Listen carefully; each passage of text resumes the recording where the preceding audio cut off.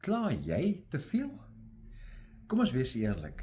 'n Dag sonder om oor iets te kla is vir die meeste van ons byna onmoontlik.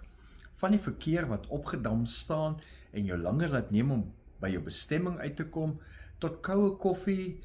Ons is van kleins af gekondisioneer om te wys as iets ons nie pas nie. En dikwels kla ons net omdat ons kan.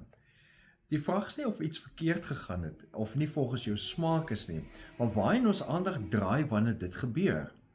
Robin Kowalski, 'n navorser in sielkunde, sê in haar oorsigstudie oor klaarry, dat mense dikwels kla om hulle emosies te ontlaai, dan word dit 'n geldige rede, of iemand se simpatie te wen, maar dat oormatige klaarry dikwels juist die negatiewe fokus versterk en dit put verhoudings uit.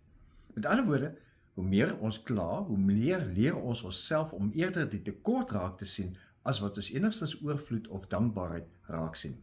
En dis presies waaroor Petrus skryf in 1 Petrus 4 vers 9. Hy sê vir die gelowiges daar: wees gasvry teenoor mekaar sonder om te kla. Gasvryheid, met ander woorde 'n oop hart, 'n oop huis, kan nie saam met 'n klaargees leef nie.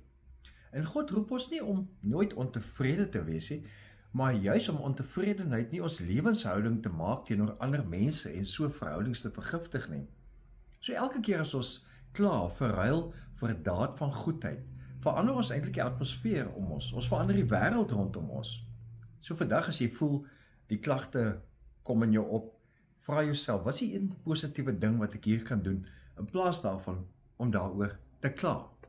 En dan bid jy tot God om jou te help, om jou te leer, om jou oë van dit wat verkeerd is af te haal en te kyk hoe jy dit kan regmaak en sy goedheid in dit alles raak te sien. En bid sommer vir 'n gasvrye hart sonder kla. Leef geïnspireerd.